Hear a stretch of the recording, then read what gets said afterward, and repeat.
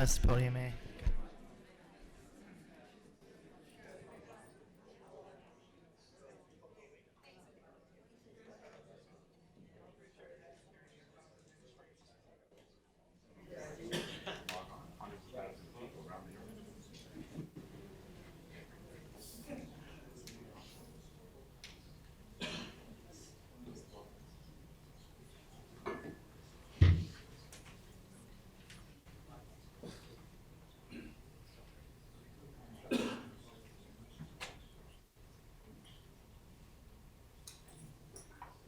We're gonna wait till 12:10 for the live stream. 12:09.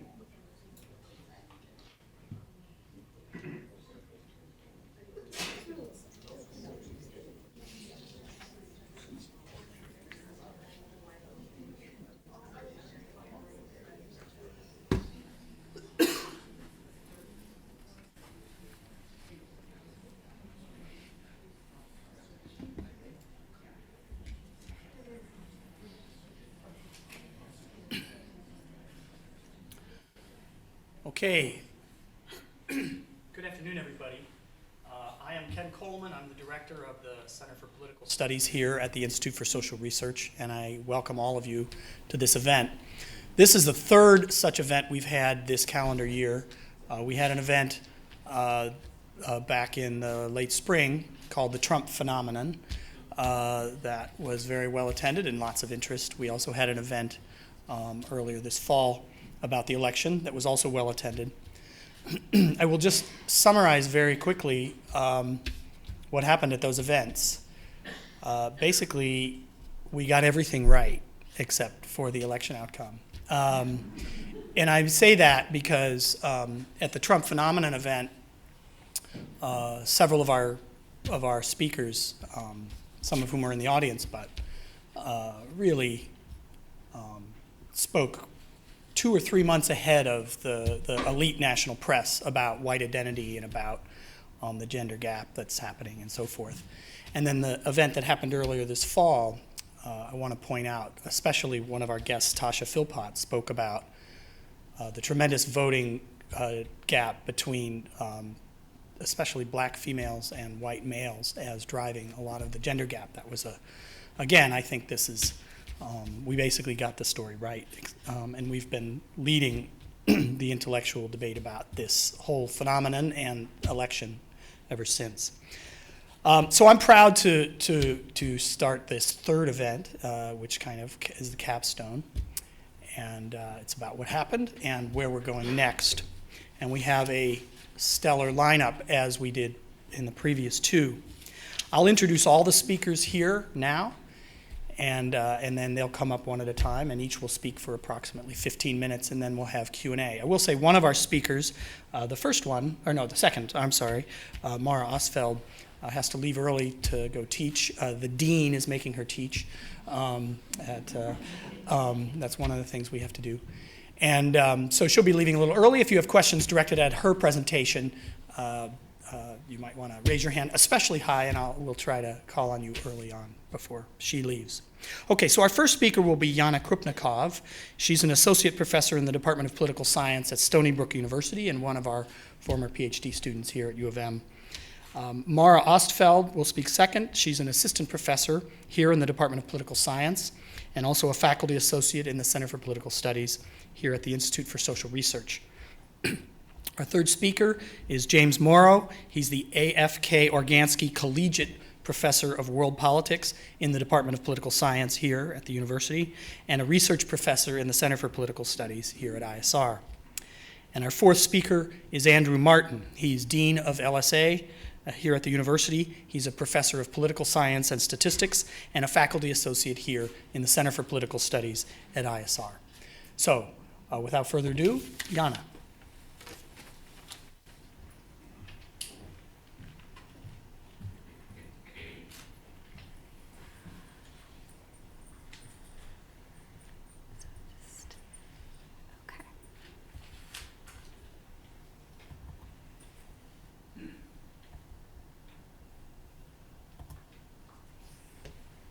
Okay, thank you so much for having me. I'm going to present some research that's done with Tim Ryan, who's an assistant professor at UNC. So this is data that we recently grabbed.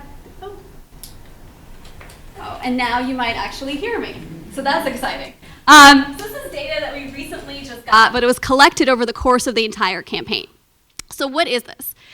In our research, Tim and I are generally interested in how people tell us they feel about the candidates versus how they might actually react to the candidates. So what are these kind of quick, unfiltered responses to the two political candidates? So to do this, we collected data over the course of the entire campaign. And this is what our data was. We are going to have 300 people who are going to participate in 3 surveys over the entire campaign. The first survey was at the end of September, the second survey was mid-October, and the third survey ended the day before the election. Now, these dates were set in stone in about the middle of August. But then, because this is a real live campaign, a couple of things happened. So the Friday before our second study was set to go out in the field, the Donald Trump bus comments with Billy Bush, I'm not going to repeat them, you remember, they got released. Then, the Friday before our third wave was set to go out into the field, the FBI director reopened his investigation of Hillary Clinton. So in some sense, Tim and I lucked out, to the extent that any of us are lucky that any of this happened, with these particular breaks in the campaign. So what we're going to be able to do is we're not only going to be able to consider how people change their political feelings about the candidates, but we're also going to be able to tell if these two events have any effect on people in particular and on the types of people that are most affected by these two campaign events. So who are these people? Our participants are at UNC. Now, because this is a sample that's coming out of a university, it might be a little bit different than a national sample, but it's not too different. We do have more Democrats. This is a national Pew sample from around the same time as our second wave. But actually, this is at the expense of independents. Our number of Republicans is fairly on par, and our Democrats aren't any more liberal than the Pew sample. So what are these people going to do? We're going to ask them some questions about their partisanship, their ideology, basically how they feel about politics.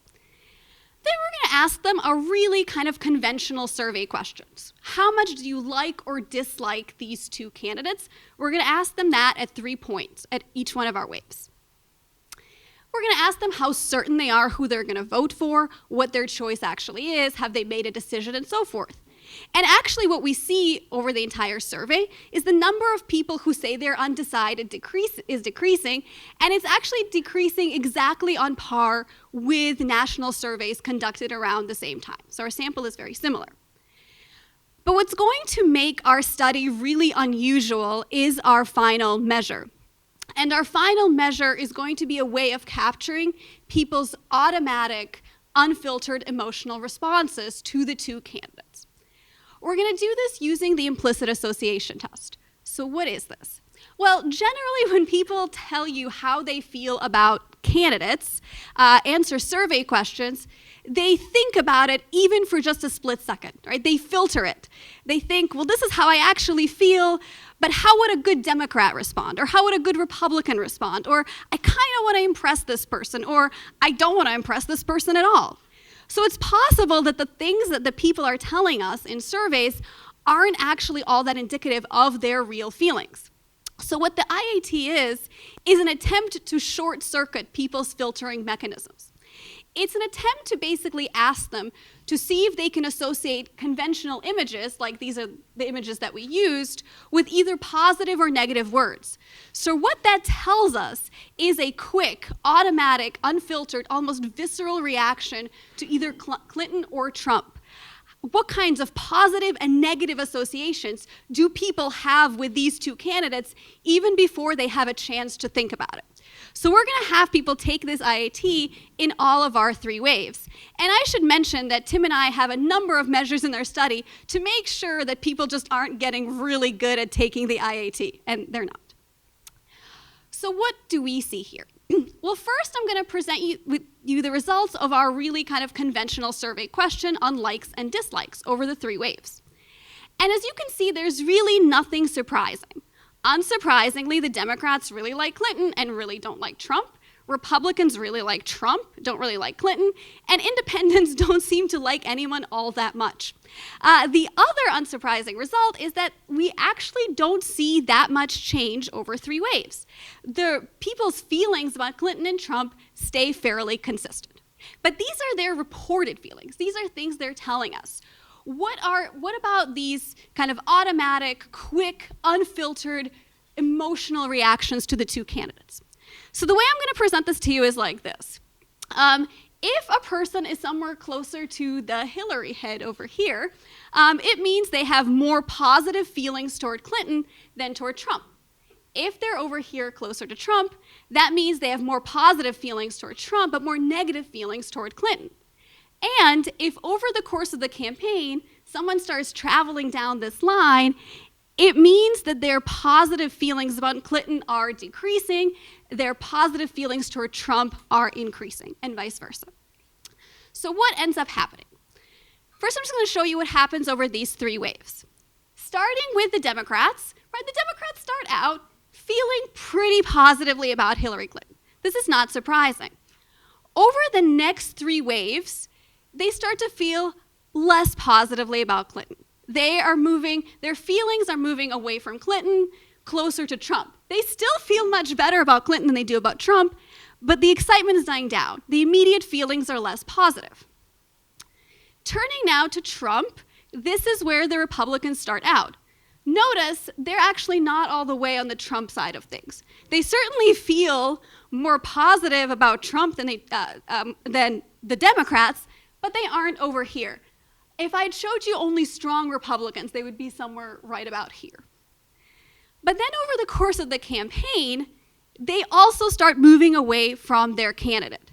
So these immediate, quick, visceral feelings about the 2 candidates seem to converge. So at the last wave, this is what ends up happening. It doesn't matter if you started as a Democrat or Republican who was certain about your candidate, that you definitely were going to vote for Trump and Clinton. It doesn't matter if you started out in the first wave as a Democrat or Republican who was undecided, really uncertain if you supported these 2 candidates. You actually ended up in pretty much the same place. But this is actually hiding some important patterns. The first pattern it's hiding is a gender effect. As you can see, there is basically no difference between female and male Democrats. They have just as many positive feelings about Clinton, just as many negative feelings about Trump. But there's a very large gender difference between the Republicans. Male Republicans feel much more negatively about Clinton and more positively about Trump than female Republicans. So in some sense, these 2 parties are converging because of Republican women. Republican women feel better about Hillary Clinton than Republican men. It's also hiding another important convergence pattern. The next slide is going to be just Republicans. This is Republicans who in the first wave told us they often talk about politics, and Republicans who in the first wave told us they rarely talk about politics. In the first wave, it didn't matter how often you talked about politics, you had the same kind of positive or negative feelings about Clinton and Trump. By the last wave, Republicans who often talked about politics actually felt much better about Trump and had more negative associations with Hillary Clinton. So it seems that the extent to which you discussed politics affected your feelings about the candidates. All right. But I promised you something else about independents. What did these people do? And just not to spoil the rest of this talk for you, but they're going to be the most unusual group in our sample. So here's where they start, and they don't move between wave 1 and wave 2. So independents have generally more positive feelings toward Hillary Clinton. They're right between Republicans and Democrats. But then something happens in wave 3 where these independents start to feel much more negatively about Hillary Clinton. There's positivity, their immediate feelings of positivity toward Clinton go down. This is also going to be shown in their response to other campaign events. So what could have happened to these independents? I'm going to talk about now individual responses to the particular campaign events I discussed. So Trump's bus comments and the reopening of the Clinton investigation. The way I'm going to look at these patterns is that Tim and I are going to theorize that there are going to be certain groups that are going to be particularly affected by these types of campaign events, and that's what I'm going to look at.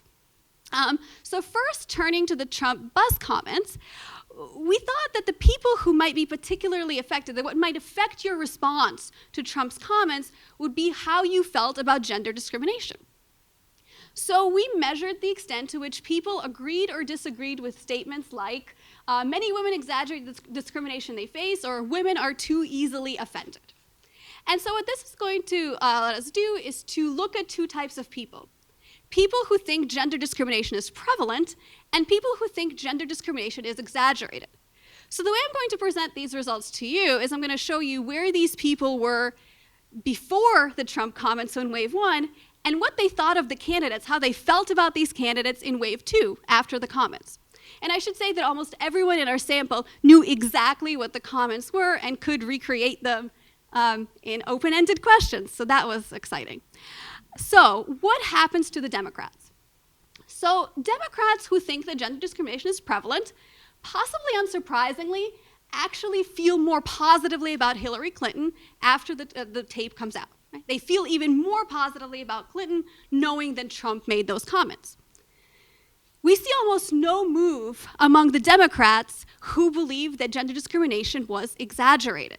So they basically stay put. They still do feel positively about Clinton, but it's the same response as prior to the tape. Something else is going to happen to the Republicans. Among the Republicans who think that gender discrimination is prevalent, the emergence of the tape does actually lead them to feel more positively about Clinton. So knowing that Trump said these things leads them closer to Hillary Clinton. They feel more positively about her. But amongst Republicans who think that gender discrimination is exaggerated, the tape pushes them away from Clinton and closer to Trump. So these Republicans actually feel better about Trump after the tape than they did before. Something similar is going to happen to the independents. Among independents who believe that gender discrimination is prevalent, the tape has no effect. They feel the same way about the candidates before and after the tape. But among independents who think that gender discrimination is exaggerated, we see one of our biggest shifts. These independents actually start to feel a lot better about Donald Trump after the tape than they did before. So something about this tape and something about your gender attitudes is pushing your immediate automatic feelings. Now, what about the FBI investigation, the reopening of this investigation? Well, in this particular case, we actually are going to have a bit of variance in terms of whether people knew that this happened.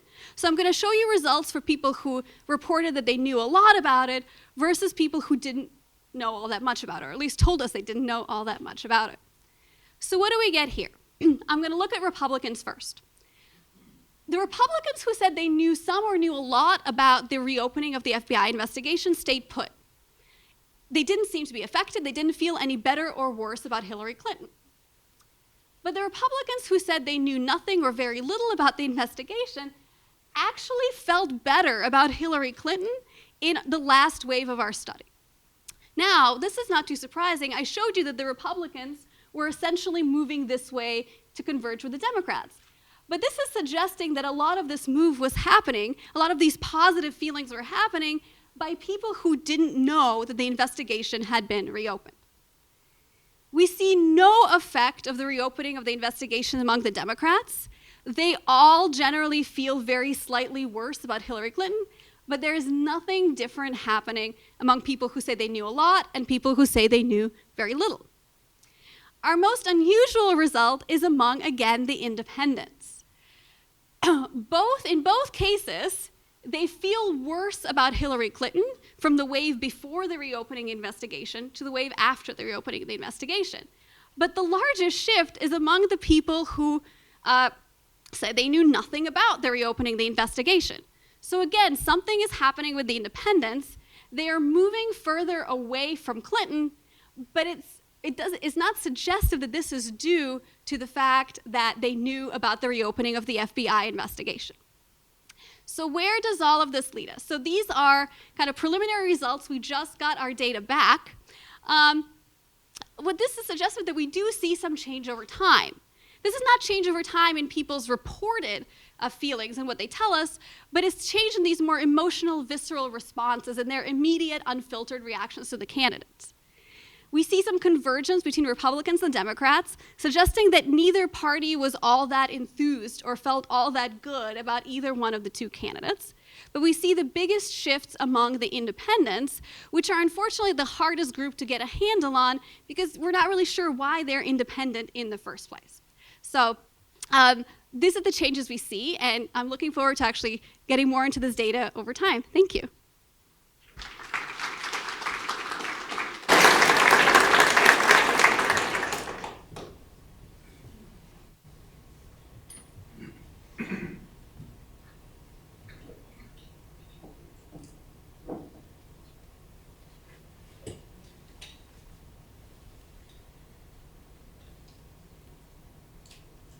So thank you for the opportunity to be here today and to share this work with you. This is a project that's been ongoing, so you'll see data from a while ago, and this is something that will be continuing to occur, so I appreciate any feedback or comments or suggestions that you may have. I also want to recognize Julia Cameron for her help in this, so anything. Okay. Should I just clip this on, or? Okay. I'm going to hold the microphone so I don't awkwardly try to fiddle it with here.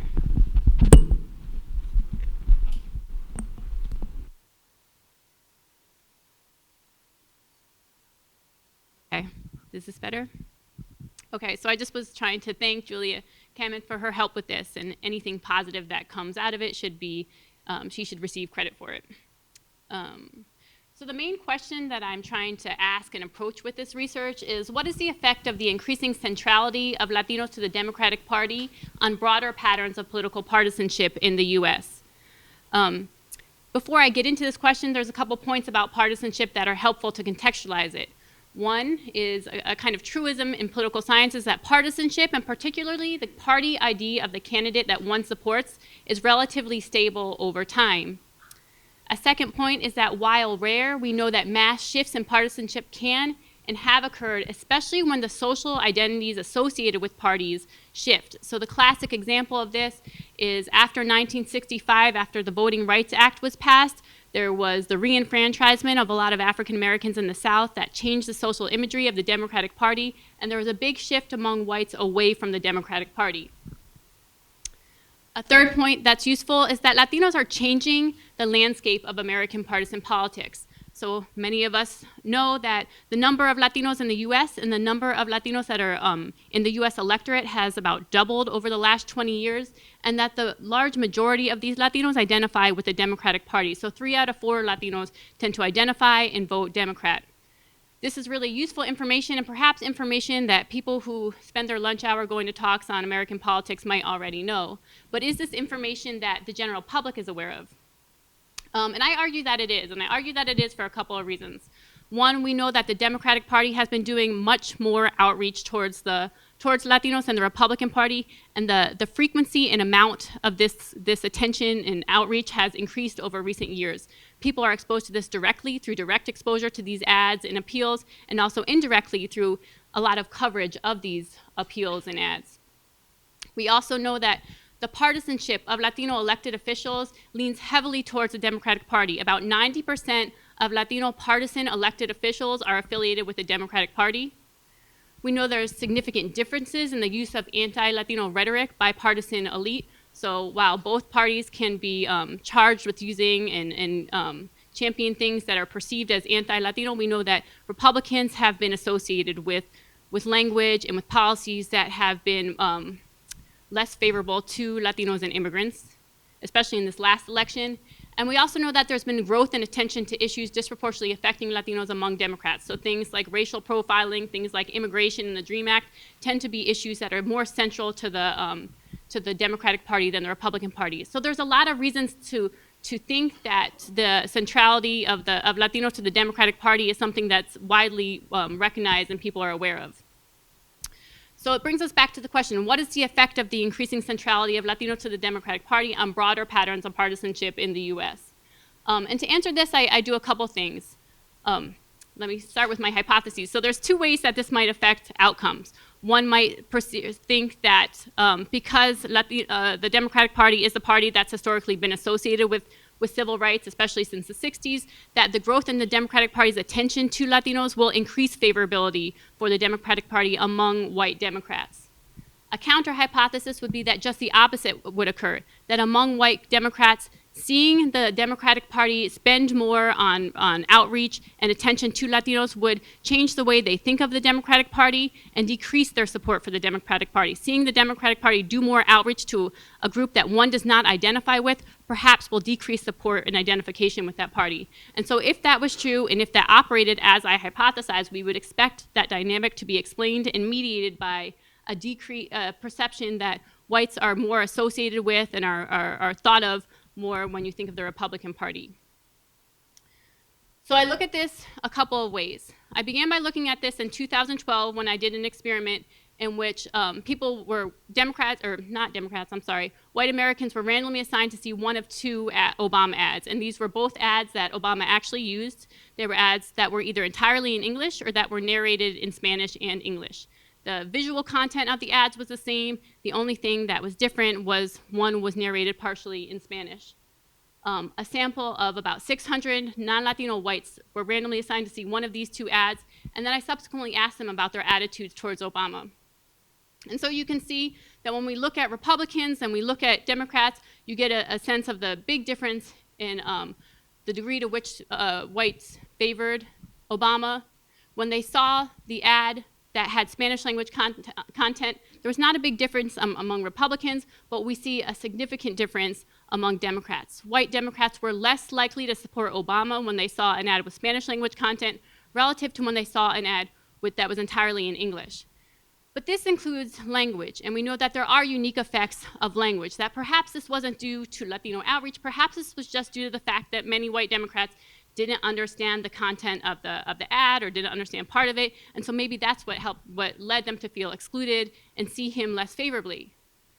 So I looked at this again this year, 2016, last month, and what I did was I had a similar online sample, and respondents were randomly assigned to look at one of two websites, and these were labeled as websites that we were asking respondents to evaluate the layout of these websites.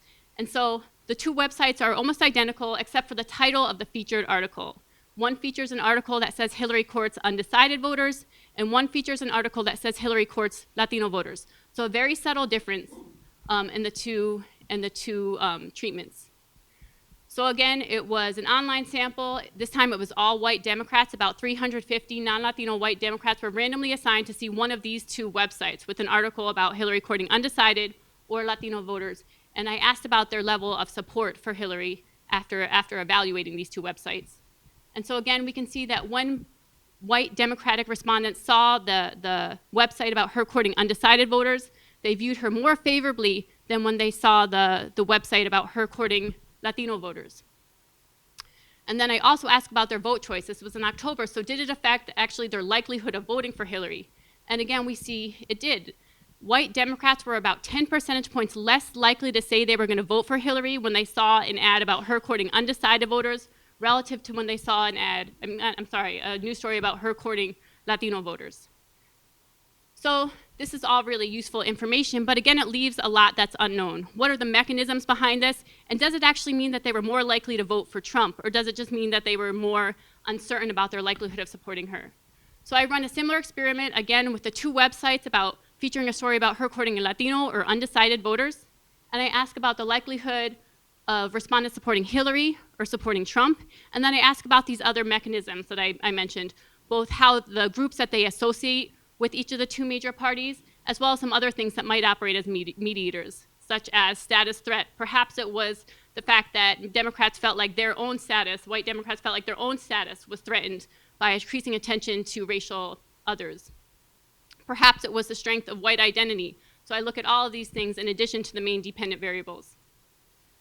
So again, the first thing I'm showing you is just when respondents, white Democratic respondents, saw the news story about Hillary courting undecided voters. This is the likelihood of respondents favoring Hillary and how much they favor Trump. When they saw the news story about Hillary courting Latino voters, you can see that they were less likely to favor Hillary and about 9 percentage points more likely to favor Trump. Did this actually translate into vote choice? I find pretty good support that it did. When people, white Democrats, saw the news story about her courting Hillary, again, they were about 12 percentage points less likely to support Hillary when they saw the story about her courting Latino voters, and about 8 percentage points, or 9 percentage points more likely to support Trump. But what was driving this? One possible theory I put forth was that it was driven by the social groups associated with each party. Did respondents actually think that Republicans represented them more? When white Democratic respondents saw the news story about Hillary courting Latino voters, they did think that Republicans were better represented, people like them. But there's no evidence that this served as the full mediation. It didn't complete the requirements of a full mediation. So it did increase the perception that Republicans represented whites and white Americans, but it didn't actually mediate the effects that we just observed. I look at some other things, and some other things that stand out. It did strengthen when white Democrats saw the news story about Hillary courting Latino voters. They did have a stronger sense of identification with whites. They did feel like their status was more threatened in American society, but none of these meet the requirements of a full mediation. None of these fully explain the effects that I just showed. Another possibility is education. This was a really salient narrative in the election.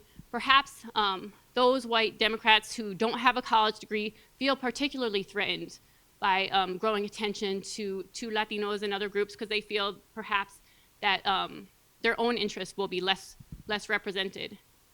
So I look at this and I actually find the exact opposite. It's white Democrats with a college degree that are most likely to reduce their support for Hillary after seeing a news story about her courting Latino voters. You can see they view her less favorably, and they're actually less likely to vote for her. Those without a college degree were slightly less likely overall to support her, but they were less affected by the news story about her courting Latino voters. Did it also affect in similar ways their level of support for Trump? And you can see that it did. There was no real effect on degrees of favoring Trump and no real effect on the likelihood of supporting Trump among white Democrats without a college degree, but there was a pretty significant effect among white Democrats with a college degree. They were significantly more likely to view Trump favorably and say that they were going to vote for him if they saw the ad about Hillary courting Latino voters. I keep saying ad, the news story about her courting Latino voters. If this is true, it should have held in 2012 when I looked at the Obama ad, and again, I find it was. It's white Democrats with a college degree that are really affected by this outreach and appeals to Latinos. They were about 14 percentage points less likely to view Obama favorably when they saw that the ad with Spanish language content. So going back to this beginning question, what is the effect of the increasing centrality of Latinos to the Democratic Party on broader patterns of political partisanship in the US? I argue that it is contributing to a new racial realignment of the American party system. It's depressing support for Democratic candidates among white Democrats. It's increasing the salience of white identity. It's increasing the degree to which white Democrats feel that the Republican Party represents people like them, although this is not mediating the main effect that I just showed you. And this effect is particularly pronounced among college-educated white Democrats.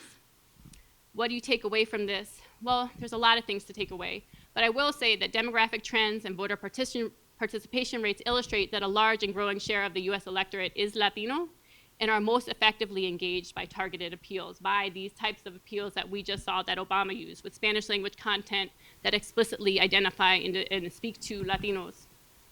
And trying to appeal to everyone is obviously not going to win the support of anyone. Subtle appeals to Latinos have been shown to be unlikely to engage and mobilize Latinos, and they're unlikely to decrease whites from shifting away, as we just saw. So it leaves the Democratic Party in an interesting position where they either move towards Republicans and kind of don't explicitly appeal to Latinos, or they make Latinos and other racial minorities a central part of their campaign. So I'm going to leave it with that, and I look forward to your questions.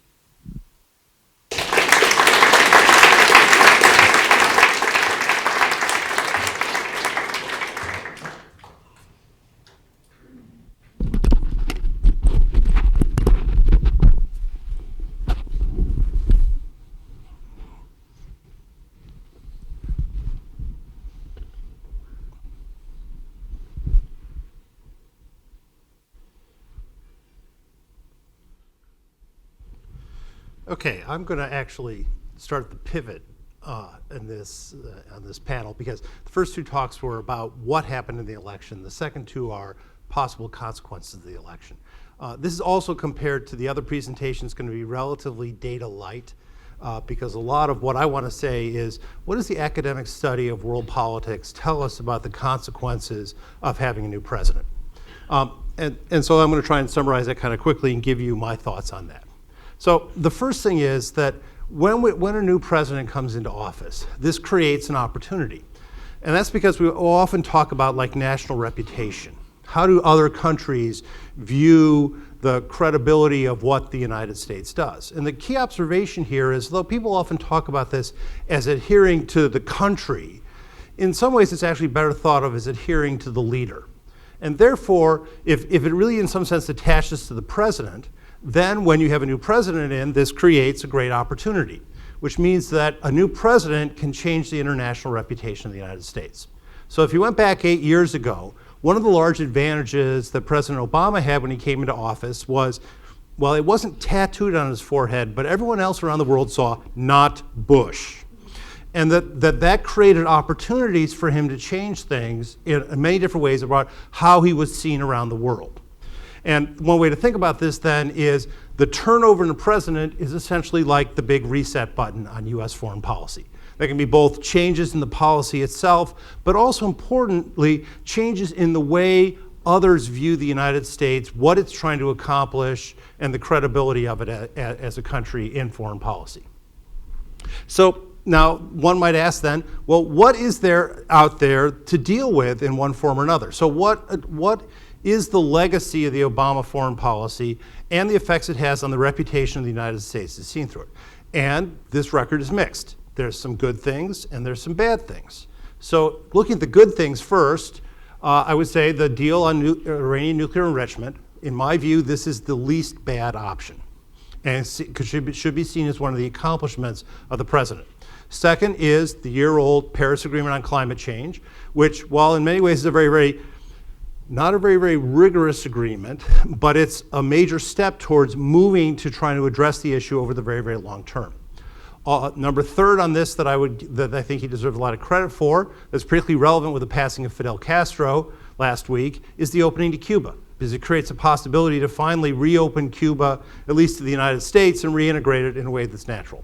And finally, the last sort of big move in the Obama administration was the pivot to Asia, which was often thought of in military terms, but also was an economic strategy to try and reassure East Asian and Southeast Asian countries that the United States would be there for them on both levels, and that therefore they should try and adhere to the United States as opposed to move to China. Those are the good sides. Now, there are also some bad sides out of the Obama administration.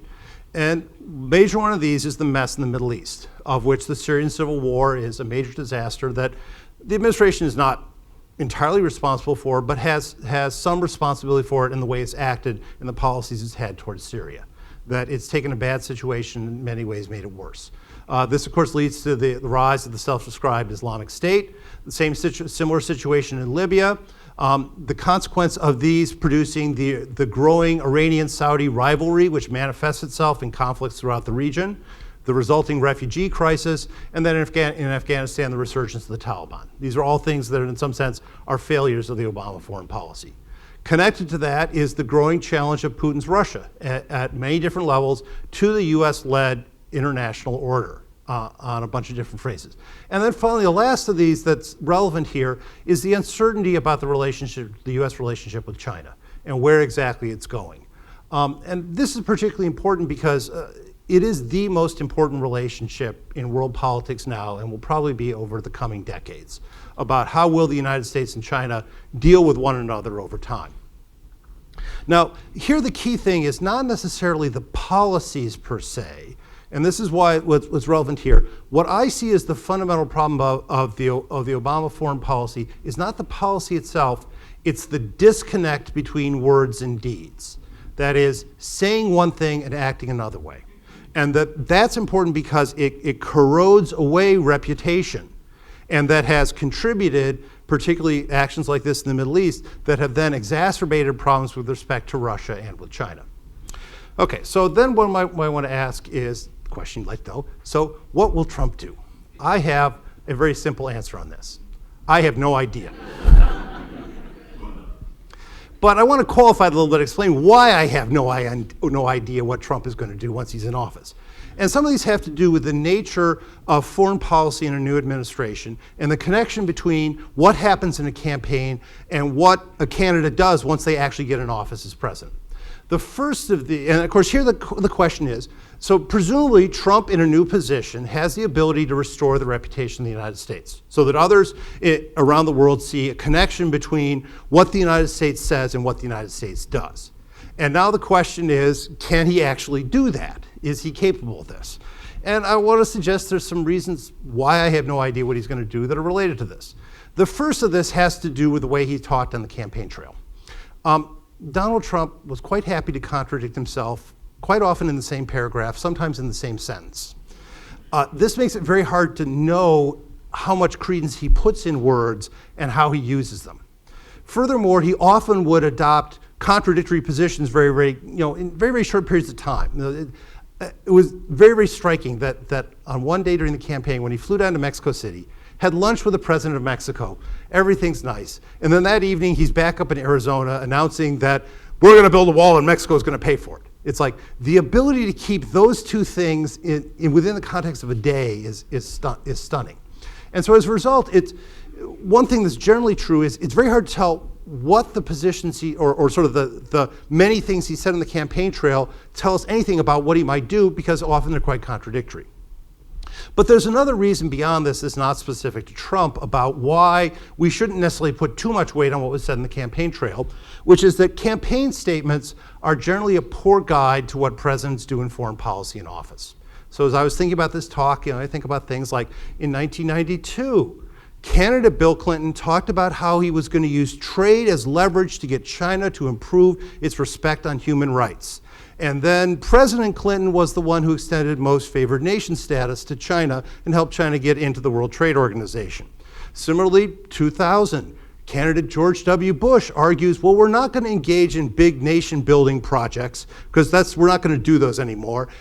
President Bush then launched two of the largest nation building projects this country's ever been involved in, first in Afghanistan, second in Iraq. And in 2008, candidate Barack Obama talked about how he was going to close the detention facility at Guantanamo Bay. And here we are 8 years later, and it's still open. Okay, so one thing that's key out of this is to understand that there's a number of different reasons why candidates often act differently from what they talk. And that particularly in foreign policy, statements made during the campaign in some sense carry much less weight than those do on domestic policy. And to show you that I have some support for this, I'd like to say, this message has been approved by Donald J. Trump. Okay, so then the question is, why do things look different in office? And there's a variety of different reasons here. And part of it is foreign policy, unlike domestic policy, where it's a question of, can you get the different parts of the American government to do what you want? Can you get the bureaucracy to respond? Can you get Congress to pass the legislation you want? How does this interact with courts? What about the states? In foreign policy, you have to wonder about what others outside the country will do, because foreign policy is not just a question of what the United States wants to do, but how are others going to react to this? And there are a number of different ways that make it so that in foreign policy, there's reasons why presidents act differently from the way they talked on the campaign trail. The first of these is that policies that are popular with US voters may not work internationally. This is the story of Clinton and using trade to try and affect human rights in China. That the belief was that, well, you might get leverage there, but the damage you might do would be different from that. And as a result, that may not make such a good idea to pursue that policy. Hence the change between candidate Clinton and President Clinton. Second, often when you get in office as the president, the interests that you represent change, and they look different when you're sitting in a position representing the country overall. In some sense, this is the issue that President Obama faced with closing Guantanamo, which is it appeals to a notable number of voters, and therefore it's a useful thing to talk about on it. Then you start to realize, wait a second, that's a lot more difficult question to talk about. What does it mean to actually close the detention facility? What are you going to do with these people? And what about pushback on other parts of the government against this? So it gets more complicated. And the third is, of course, the Bush problem, which is that you can come in and say, we're not going to do nation building, and then 9/11 happens. That leads to the overthrow of the Taliban in Afghanistan. And now all of a sudden, because the environment has changed dramatically, what you might have wanted to do on the campaign trail in 2000 doesn't look like the thing you have to do when you get to the winter of 2001, 2002. And so as a result, the key is that often what candidates talk about in foreign policy and what they end up doing is different. Second big thing about this is that the foreign policy team tends to matter a lot. Much more than promises, because foreign policy often is a process where there's input from a lot of different interests that have different priorities around it, and they work through those things. And so the foreign policy team is often really important. And of course, at this point, we don't know a lot about what that team looks like. There are understandably some concerns about the people who've been announced already. Most notably General Flynn, and whether or not he has sort of the appropriate breadth of view for what you want out of the National Security Advisor. But a deeper concern for me is that during both the primaries and the general election campaign, a substantial number of Republican intellectuals, including Republican foreign policy intellectuals, announced themselves publicly as being in the never Trump crowd. This is particularly important because one of the big things presidents do is they appoint thousands of political appointees. These people fill a lot of the key positions. They matter a lot in foreign policy because these are the assistant secretaries and undersecretaries and all those people who help fill out a lot of the day-to-day things on policy that may not get to the level of the president. And as a result, what I'm concerned about in particular is if a large portion of essentially the intelligentsia of the Republican Party is excluded from office because they are never Trumpers, either because they don't want to serve, which many don't, or alternatively, Trump is unwilling to, and Trump's team is unwilling to allow those people into key positions, you may end up with an unusually thin and narrow bench in that. The other thing that makes it difficult about this to predict is that it's often, and in foreign policy, often the case that political appointees turn over quickly. Thinking back to other elections, who was the key sort of senior foreign policy person in the beginning of the Reagan administration? It was Al Haig, who then announced that he was in control, but he was out of there as Secretary of State in about a year. And so the one thing that makes it hard to tell is we don't know what that team is going to look like. So if as has been floated around, if Trump was to select Mitt Romney to be Secretary of State, well, there's presumably going to be a lot of conflict around that inside the administration. Who's going to win that fight and who's going to stay there? Okay, so now let me go back to the other question, which is what might Trump do? So I want to talk about some of those accomplishments on the Obama side. And the first of these is that because of the partisanship in Washington, Obama heavily relied on executive orders. Now, the advantage of this was that meant he didn't have to go to Congress to get things passed, or he could arrange votes in Congress that would allow the executive order to stand, like on the Iranian nuclear enrichment deal, without having to get full-fledged support from Congress. What this means is, particularly in the Iranian nuclear deal and the Paris Agreement, these are things that Trump has relatively strong power to tear up relatively quickly. And therefore very well might do that. Now, so we'll go back. I'm going to talk a little bit about each of those. Now, that doesn't mean he's going to do these. With the Iranian nuclear enrichment deal, if you think about the consequences here, now, the Iranians aren't very happy with the way this deal has been working as it is because they expected much more sanctions relief. And the probable response, because that's not just a U.S.-Iran deal, that's a deal between I believe what they call it, the P6+1, and as a result, there are a lot of other countries there. Their reactions, particularly in places like France and China and Russia, is going to be, look, the party that reneged on this is the United States. We're going to keep doing business with Iran. And as a result, even though Trump undoubtedly has said on the campaign trail that he would like to tear up that deal, he very well may not do it because the consequences are likely to not produce the effect that he wants. Similarly with the Paris Agreement, because it's essentially voluntary and very, very long term, it's entirely possible that he would not remove the United States from that. Okay, in terms of initiatives he might do, well, presuming the area of trade, which is one he talked a lot about, that the Trans-Pacific Partnership, that should be TPP, not TTP, and TTIP, the deal with the EU, are almost certainly dead. And then the other question is whether or not there's a looming trade war. I will point out one of the things here is that one thing, there is one piece of logic behind Trump's rhetoric on the area of trade, which is to shift away from multilateral negotiation to bilateral negotiation. One reason why you would do that is the United States has far more leverage in a bilateral deal than it does in a multilateral. If we go and deal one-on-one with Vietnam in trade, we have more leverage than as in TTIP, where there's 12 to 14 other countries at the table. Is he actually going to cozy up to Putin? We'll see. That one I don't know.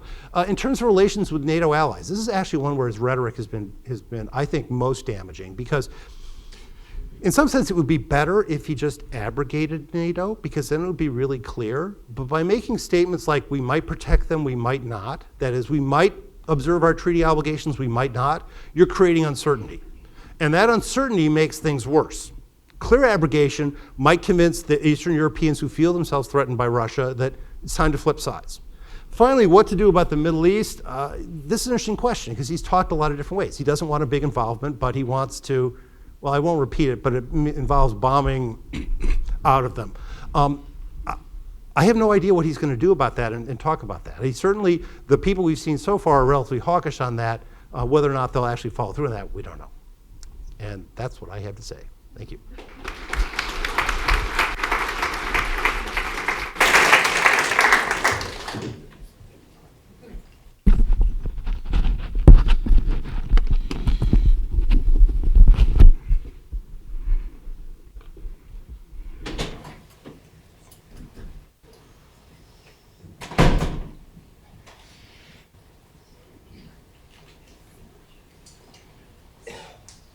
Well, like Jim, I'm also going to talk about the great unknown. And like Jim, I don't have any idea what's going to happen after the judiciary, after the 2016 election. But I can talk about some of the opportunities that President Trump has before him and the potential impact on the federal judiciary. And the place I'm going to start is looking at the U.S. Supreme Court. So about 15 years ago, with my collaborator Kevin Quinn, who's on the Berkeley Law faculty, we developed a statistical model to measure the ideology of Supreme Court justices. And the input to the model is just a vote matrix. This model, we go back all the way to 1937, and we take the roughly 50, 60, 70 non-unanimous cases a year and just code how each of the justices voted on each of those cases. Are they in the majority or are they in the minority? We then developed a model that allowed the justices to evolve ideologically through time. The reason why we developed this model is because Justice Blackmun, right? We knew that he changed quite dramatically over the course of his career. As a measurement exercise, we wanted to develop a statistical model that would capture that intuition. So what this graph shows you, it was published in the New York Times last summer, is the location of the median justice in yellow over time, going back to the late 1960s. You'll see the median justice today is Justice Kennedy, and as political scientists, we care a lot about the median justice on a committee that makes decisions based on majority rule, because that median justice is going to be pivotal on the most important cases. What you see today, or at least actually not today, before Justice Scalia passed away, is that Justice Kennedy was the median justice. At the same time, we also see that Justice Kennedy had been moving steadily to the left. This is true through the 2014 term, and as we update the data to the 2015 term, that same trend continues. And that's not terribly surprising if you think about many of the decisions that the U.S. Supreme Court has reached over the last couple of years. Right? Think about both the constitutional and statutory ACA cases. Think about the gay marriage case and some of the death penalty decisions that the Supreme Court handed down. So we made the claim that the court has been moving slightly to the left over time. Now, to be perfectly clear, this isn't by any means a liberal court. One notable example is in the voting rights area, right, where the court made a very conservative decision, which in fact we might see in some of the post-election analysis, might have actually turned this election in a couple of key states. So we see a court that's been moving to the left, and then, of course, Justice Scalia passes away earlier this calendar year. And that, of course, changed everything. Right? When Justice Scalia goes away, the median justice, and the median justice today is either Kennedy or Breyer or sort of anyone in between. Right? We have a court today that's deadlocked, and of course, in a 4-4 court, right, if we can't get 5 votes for a particular outcome, right, the lower court opinion stands and precedent is not set nationally. In other words, the Supreme Court basically punts on the issue. President Obama steps up, nominates Merrick Garland. Merrick Garland is someone respected by both Democrats and Republicans in Washington. And what does the Senate do? The Senate does what every good dean does whenever they have an opportunity. The Senate temporizes, okay, and does nothing, with the idea of let's see what happens. At the election. And so in this figure, we did some analysis to try to find out who are the likely people that Clinton or Trump would put on the U.S. Supreme Court. So we wrote a paper about 10 years ago called The Judicial Common Space, where we were able to map the Martin Quinn dimension into the nominate dimension, which is based on congressional roll call voting patterns, to allow us to do some triangulation to see where, in particular, federal circuit court judges are ideologically. What you can see is pretty obvious, right? There's a whole set of individuals that candidate Clinton was talking about, which would have shifted the median far to the left. Stephen Breyer would have been the median justice, right? And at least initially, these are some individuals that candidate Trump was talking about a few months ago. And of course, replacing Scalia with one of these justices would reinforce Kennedy's position as the median justice. Now, since the election, Trump has talked about a broader range of candidates. And in fact, some of those candidates are as far right as Clarence Thomas. But he's actually been talking and floated some names of some state Supreme Court justices that we believe may actually be to the left of Anthony Kennedy. The question is, what is he going to do after the election? And the answer is unclear. Now, why this matters so much has to do with the magnitude of swing that we're looking at on the court. So here we see the same ideological scale. We have the median justice denoted by these dots. This, of course, was produced before the election when we thought that President Obama might be able to make a nomination. And we were going to see a very dramatic change, right? We were going to see Scalia replaced by somebody sort of right around, we would expect, Kagan, dramatically change the center of power on the court. Now, that change wasn't as substantial as when Clarence Thomas replaced Thurgood Marshall, but a very big change nonetheless. Of course, we're not going to see that change, right?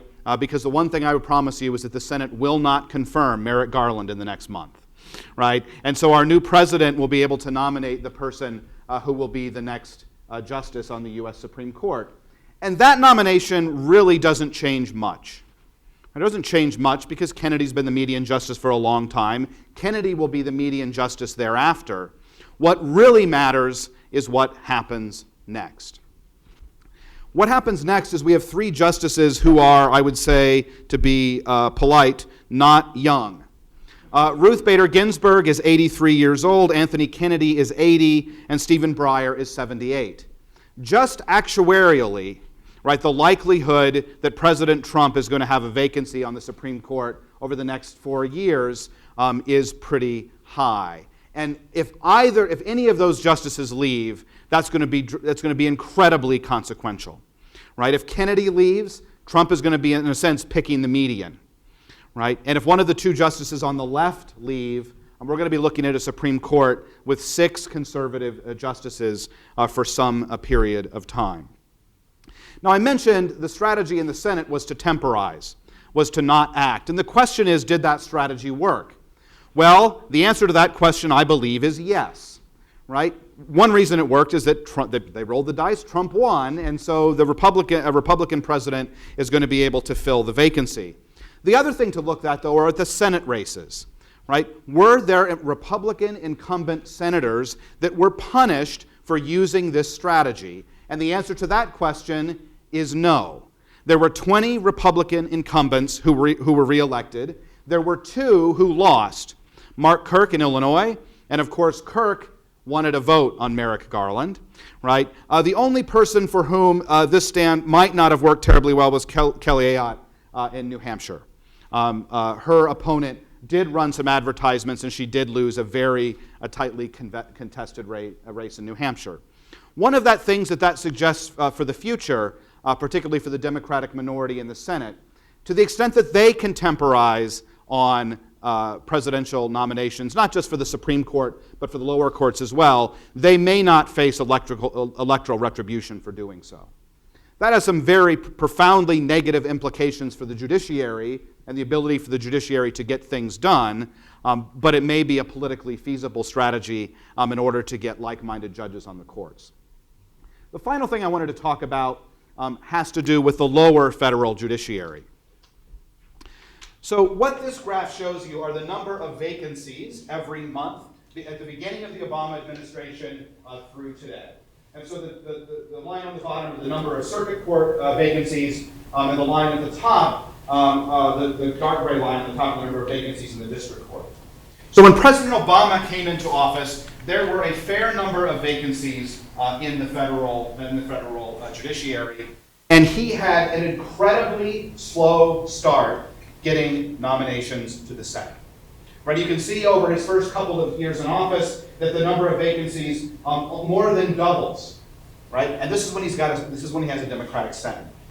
Right, so President Obama had a very hard time getting the administration organized and just getting nominations into the Senate in order to be able to fill some of these vacancies. A little year and a half into the job, he's getting a little better, and some of those vacancies begin to be cleared. There's another peak up and then a peak down. And then, of course, everything changes early January 2015 when the Republicans take the Senate. Right, and what we see since then is a growth both at the circuit court level and at the district court level in terms of a huge number of vacancies.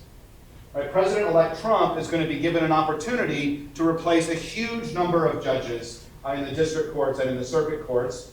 And I would hypothesize that the U.S. Senate is not going to confirm a lot of folks who have been nominated and have been sitting in the Senate over the course of this summer and fall.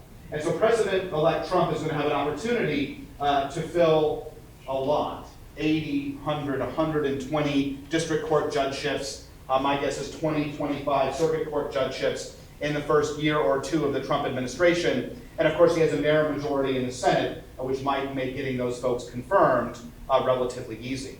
The big mystery is whether he's going to be able to do a better job than the Obama administration getting things organized and ultimately getting nominees put forward to the U.S. Senate. Given what we're seeing now in the transition, I think the likelihood of that being a nice, streamlined, organized effort is probably not there. But ultimately, we'll see. I mean, this is a huge opportunity for the president-elect to dramatically reshape the federal judiciary. Thank you.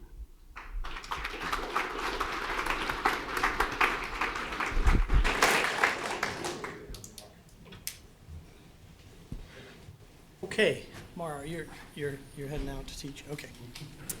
All right, we'll take questions, and I'll call on folks. Okay. Yes. This question's for Yana. One of the big stories, at least from my reading of it, out of this election, was the huge divide that you have on education.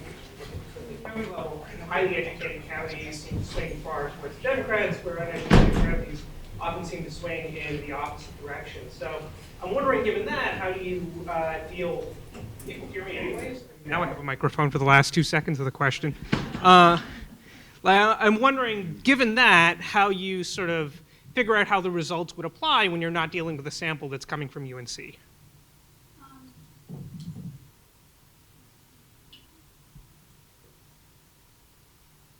Yeah, I mean, so I think I would hate to speculate, right, about how, if we had done this thing with an uneducated sample, how the results would apply. But I actually think the results are, in some sense, telling, right? So if the story is that people who had lower levels of education are actually much less enthusiastic about Clinton and more enthusiastic about Trump, in these counties, the fact that we are seeing this decline in enthusiasm amongst a sample that should have been extraordinarily enthusiastic about Clinton, I think is incredibly telling, right? That these results would likely be exaggerated if we had started somewhere with people who weren't all that positive on Clinton to begin with. I think the other, and kind of speculating for a little bit here, I think another thing that could apply is what happens with independents. So if independents are generally people who, for whatever reason, want to reject at least reporting that they're part of the established two-party process, and if in a lot of counties that went for Trump, you have a lot of people who are feeling kind of rejected from the two-party process and who also want to don't want to participate in it, I think what happens with our independents is applicable in that way as well, right? If there are these big shifts away from Clinton and toward Trump among people who want to reject the two parties, who see no room for themselves in the two parties, I think it would apply broadly there as well.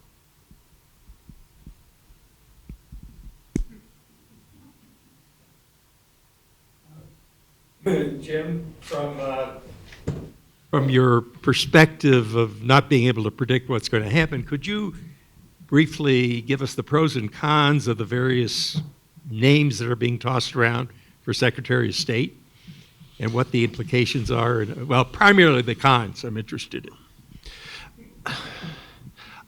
I don't know, because most of is unlike some secretaries of state, they don't have academic backgrounds or long track records as foreign policy intellectuals. So Romney doesn't have that record. Giuliani only does sort of indirectly as a result of having run for president.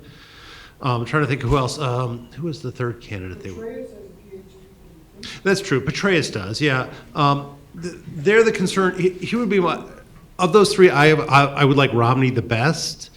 I also wonder how long he would last in office if he was in there. Giuliani, it just may be my visceral reaction to the way when he was running for president, what he talked about. It seems to me that this administration needs more contrary voices, not more voices of sort of, shall we say, focused attention on Islamicism around the world. Because the foreign policy teams kind of think about a lot of other issues beyond that. Petraeus might be okay, but he comes with baggage now because of what happened to him. It's his conviction on grounds. Petraeus might be okay because even though he has a military background and that's making promise of it, he has a much broader view of a lot of those issues than you would commonly expect in the military. If you think about where he made his name, it was by being the guy who pushed counterinsurgency doctrine back into the mainstream of what the Army thought about after the sort of the initial experience of Iraq and the growth of the insurgency there.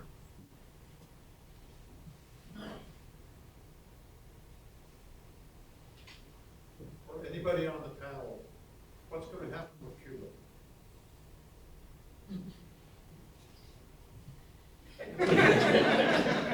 I'd say it depends what happens with the transformations inside Cuba. I mean, I know Trump is talking about how, well, they're going to have to do what we want or else. Again, how much of that is bluster? And then the real question is, and what I don't know is, Raul Castro is also very, very old. What I don't know, because I'm not a Cuba expert, is what does the layer of the leadership of the Cuban Communist Party underneath them look like? Are they going to cling to power, or is this the opportunity to actually really open up Cuba, move it towards a more acceptable system, and open it up to the United States that I think would be really beneficial for the Cuban people? But of course, the leadership of the Cuban Communist Party may not see it that way. It's a question for Jan, and I might have missed it in the presentation, but do you look at the correspondence between your IAT measure and the direct survey questions, and whether those change during the campaign based on campaign events? Well, the short answer is yes. So we see actually a lot more correspondence between the direct questions and the IAT for Clinton than we do for Trump. So people who are reporting to us that they actually feel very neutral toward Trump or are based on the IAT starting to feel a lot better about him, they're just not reporting it to us in the survey.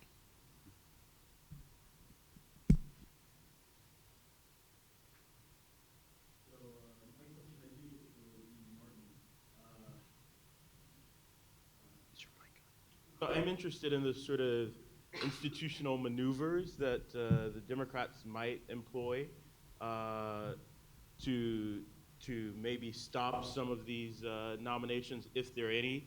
So I know there's been a discussion of the nuclear option and that sort of thing. But what can you tell us about the Democrats' ability to stand in the way of some of these appointees that Trump has?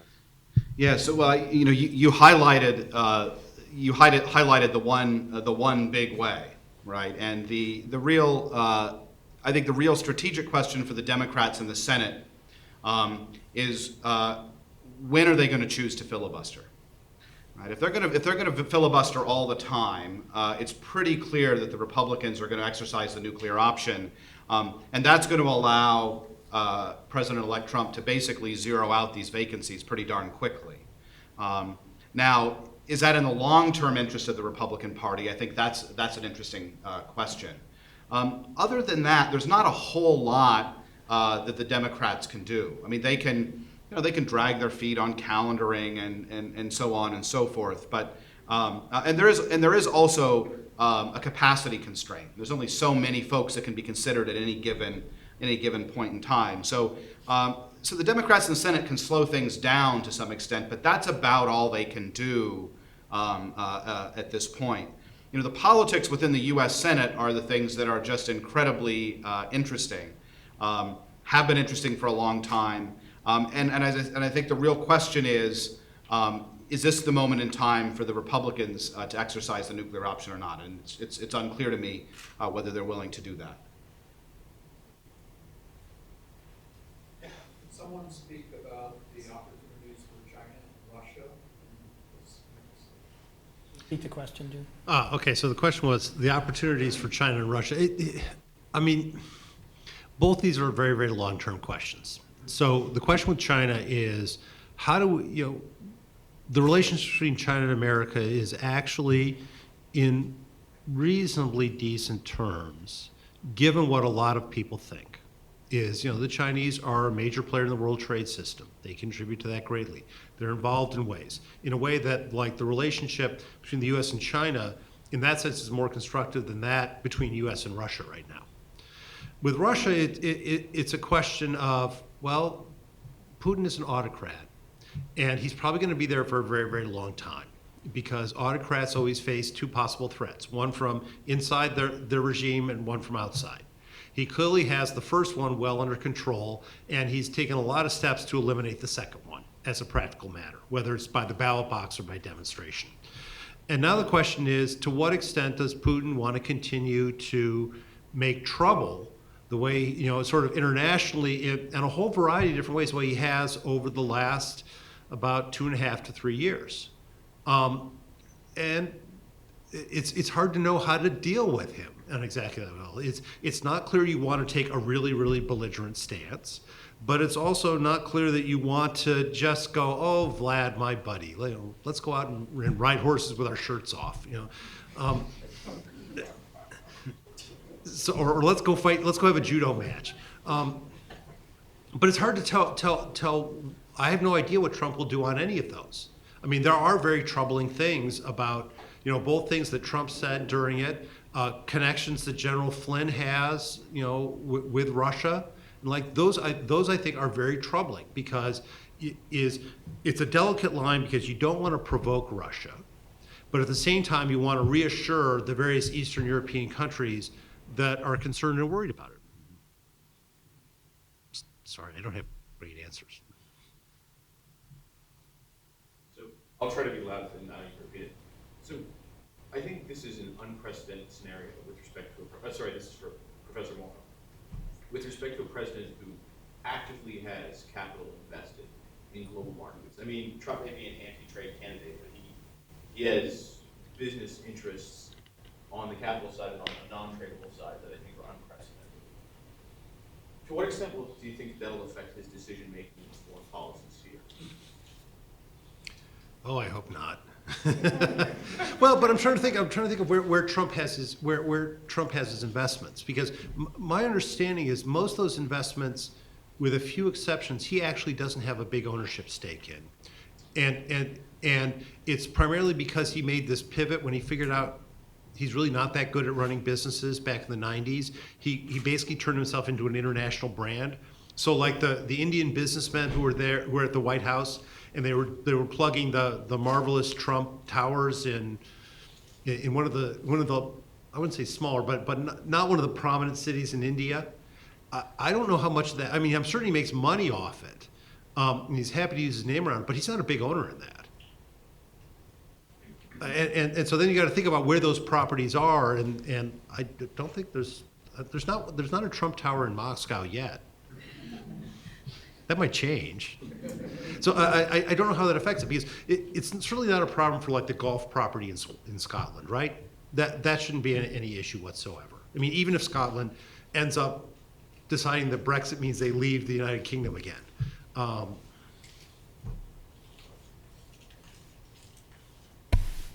Ken? Yeah?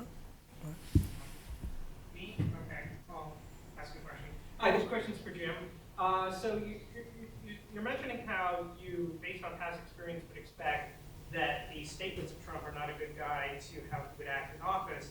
A lot of the historic examples, I think you're seeing things where people made statements about foreign policy that maybe weren't central to getting them elected, but at least when you're talking about foreign economic policy with Trump, his agenda against trade, his agenda against immigration seems to be one of the few things that he's been consistent on over the past decades, and something that was very pivotal to him being elected, especially in the Rust Belt states. So I wonder if you think there might be a divide in the degree to which we can use his statements to understand what he's likely to do in office. Okay. Jason, I'll answer this one specifically with respect to trade, because I think there's no question that Trump will take a bunch of actions that will allow him to go out and do photo ops where it goes, I just saved 1,000 American jobs here. I just saved 500 American jobs here. I'll give you two different ways he can do that. One of which is the thing that scares a lot of people that's really, really damaging, which is to pull the U.S. out of a bunch of deals in an effort to renegotiate them.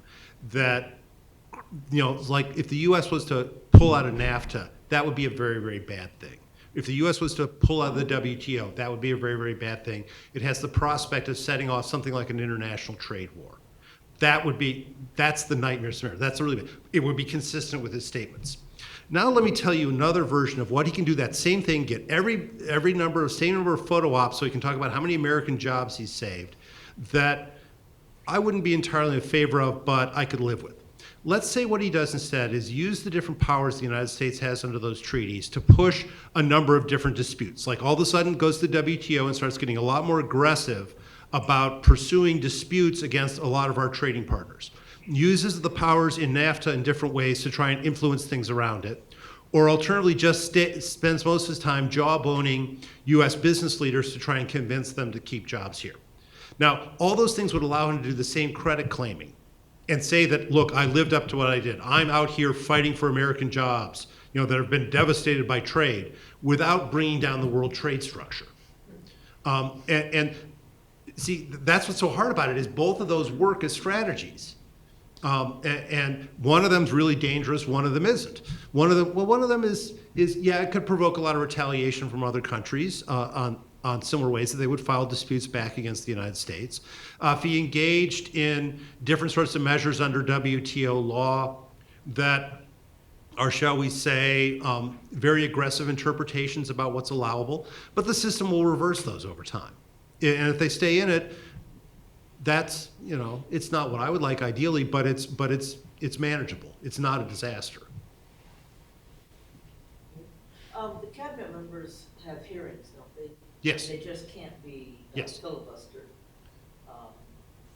I don't know. They could be filibustered. They can be Yeah. filibustered. Do you think the Democrats will filibuster, say, the guy from Alabama, Sessions, or will they? What would be a good strategy?